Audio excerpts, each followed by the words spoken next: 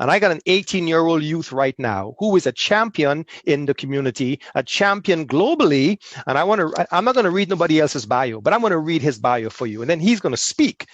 He's going to speak as the current generation who is standing together to champion for what our forefathers and great forefathers have stood for. And here we are again, recycling back in their generation. And this is who it is. Born in Mississauga, Ontario, Jayden Dill is a teen activist. Did you hear me?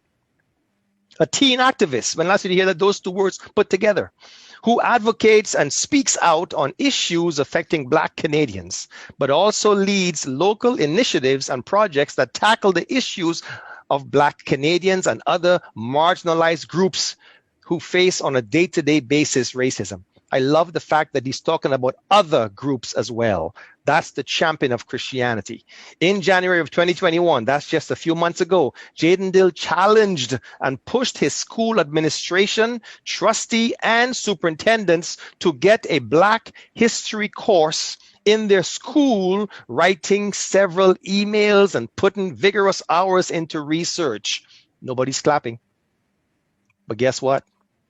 He collaborated with other students and helped lead the OLMC Black Futures Lab, a local high school club that aims to educate people on the issues that affect the Black community and empower Black students and other organizations within the community. Jayden Dill was recognized by CBC and Breakfast Television for his work to get a Black history course in his local high school. That is being offered to students in February of 2022 for the following school year, which is now being implemented into other Peel regional high schools as well. MPs, are you listening? Not just Peel, every part of this nation. Somebody say amen. It is time the truth is revealed about our history and not the lies that have been perpetrated why we have a knee on a man's neck and killing him because of lies and false history. Thank you, young Jayden, our 18-year-old friend, for joining us today. And now you have the microphone, my brother. You have 3 minutes. I will not cut you off. This is your time. This is your generation. How has this year affected you, and what do you have to say to us? Well, thank you for the introduction, first of all, Pastor Gibbs. When George Floyd died a year ago, it sparked a deep anger inside of me. I was furious, enraged, but I wasn't the only one. You see, I asked my Instagram followers to describe to me how they felt when George Floyd died as well. And here's what they had to say. They said, disturbed, disgusted, deeply upset, infuriated, outraged, but not surprised. You see, we weren't just outraged because George Floyd died. It wasn't just because of the inhumane way he was treated or the disrespect he was given, and not just because of the systemic inequalities it demonstrated. It's a combination of facts. It was the fact that George Floyd wasn't the first, nor was he the last. The fact that Breonna Taylor and Ahmaud Arbery had died a few months earlier in similar unjust circumstances. It was the fact that everything we had been screaming, shouting, and protesting about was caught on video for 8 minutes and 46 seconds long. That is why we are outraged, and it is why we are still outraged. But we're also heartbroken.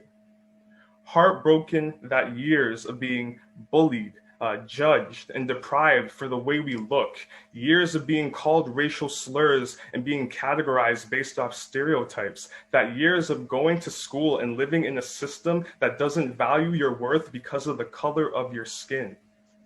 Heartbroken that it took 8 minutes and 46 seconds to believe our cries, pain, and suffering that has been going on for centuries. A YouTube video of 8 minutes and 46 seconds of watching one of us being stripped of their life, breath by breath, moment by moment, view by view.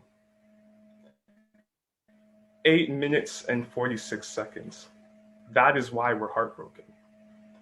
So for some of us, it is on that foundation as to why we may view George Floyd as a sacrifice. But for some of us, We see him as a hero. And yet, despite 8 minutes and 46 seconds, there are some of us who arrogantly and unjustifiably just view him as a criminal. But regardless of how you view George Floyd, my generation has not and will not let his death be in vain or his name be forgotten. Because we, as children of God, pray that we will never have to see another 8 minutes and 46 seconds again. Thank you. Wow. Jayden, articulate, sincere, and this is your generation. What we observed in that global march last year, it wasn't just a bunch of old Black people trying to get their cause, but it was allies.